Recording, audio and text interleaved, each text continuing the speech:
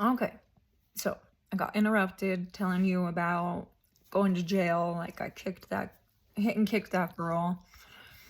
And so I don't even remember this at all. Like I do not have any memories, but I guess I went out and was like, I guess knelt down next to my husband, was like crying. And then he left me there, thinking I was gonna get at the Pavilion. This is the mental hospital in town. And so he was thinking I was gonna get help and, you know, start getting on medications and, you know, trying different medications to help me, you know, stabilize or whatnot. Anyways, they took me to jail. And the person I assaulted, I mean, I did assault them, but like I say this because I don't remember it. So it's like, it's hard for me to feel like I did it because I'm like, I have no memory. Like, this didn't happen. That's made up. Somebody made that up. But I mean, it's real because I have to do parole or probation now because of this. So it is real. But I went down to jail and it was hell there. I mean, obviously when you're manic, I don't know. I mean, when you're manic, you feel pretty good. Like you're on cloud nine, like you're superhuman, you know? So you can be in terrible conditions and still feel good, you know? Like I was in a cell by myself for I don't even remember how long, but I wouldn't wear clothes, I guess. I don't know. I mean, I whenever I get manic, I like don't want to wear clothes. I'm just, like I said, I'm kind of like a hippie person anyways.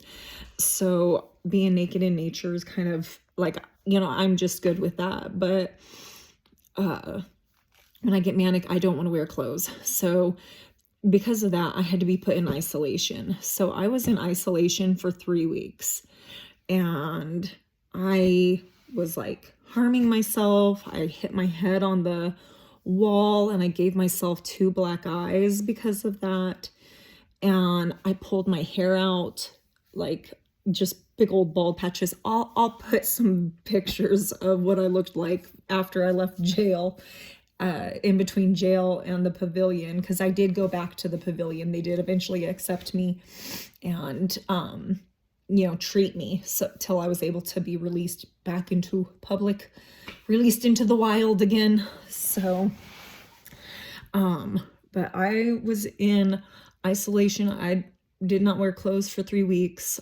They didn't give me toilet paper. They didn't give me a toothbrush. They didn't, like, the shower in my room didn't work. So they had to like give me showers. So 2 lady officers would like scrub me down with like this loofah on a stick.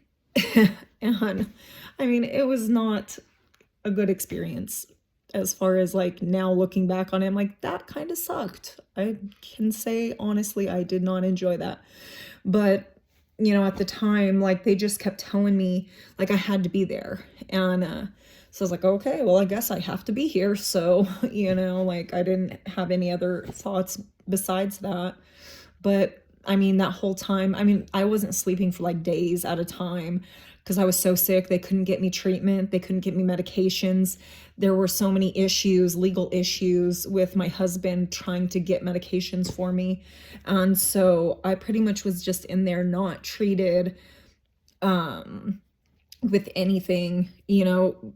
And I've tried like treating my symptoms with diet, like, but that's, you know, even the diet was not lending to helping me at all. So it was just a bad situation and I couldn't get better, I mean, I was just in a really bad state. That was this last time. So I was there for 3 weeks. Then my sister and dad came and got me out. They saw me one visit and they were like, "Oh my God, we have to get her out of here." So they bailed me out, and tried to get me back to the Pavilion, but they didn't know if like they would take me back at the Pavilion because I had assaulted one of the nurses.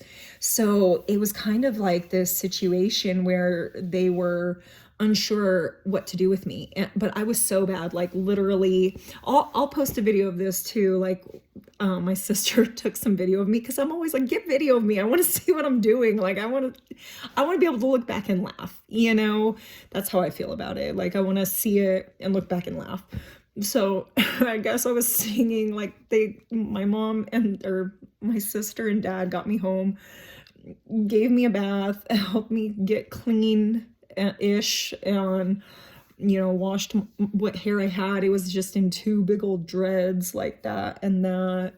And, too big. Yeah, it was horrible.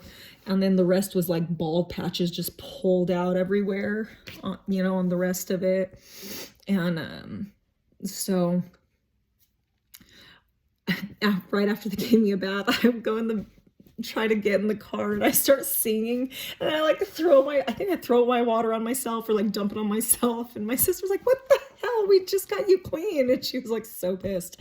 But like I'm just so disconnected from reality. Like I was just singing as loud as I could on top of my lungs, just to the universe. And just they couldn't keep me out. Like nobody can help me, they can't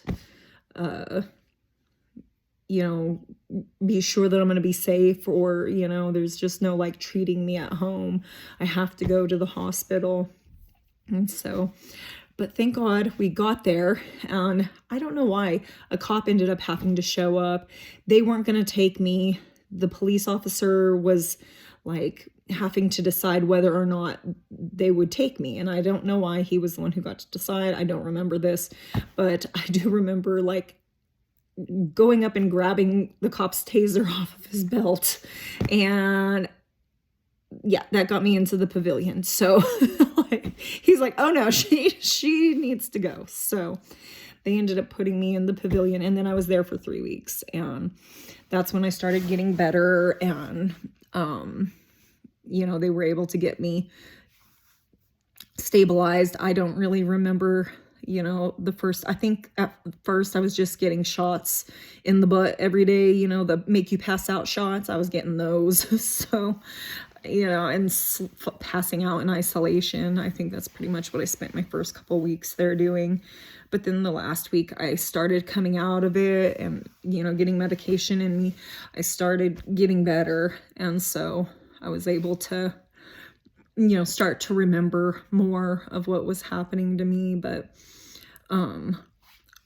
I guess we'll just leave it there for now. I'll tell you more about like the hallucinations and stuff I was having, like, and kind of what I was thinking during this time, because I was like communing with interdimensional beings, and the Illuminati and was involved, and it was just all sorts of weird stuff, but I'll go into that later.